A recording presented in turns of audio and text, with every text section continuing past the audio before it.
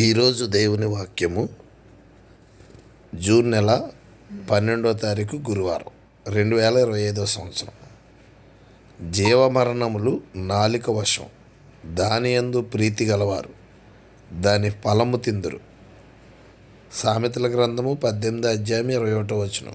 ప్రియమైన వాళ్ళారా, జీవమైన మరణమైన నాలుక ద్వారానే వస్తుంది.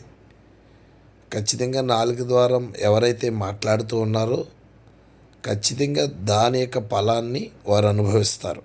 అందుకే మాట్లాడే ముందు అది మంచిదా చెడుదా అనే విషయాన్ని మనం జాగ్రత్తగా ఆలోచించాలి. ప్రార్థన చేద్దాం. ప్రేమగల తండ్రి, మీరు ఇచ్చిన మంచి ఉదయాన్ని బట్టి కృతజ్ఞతలు.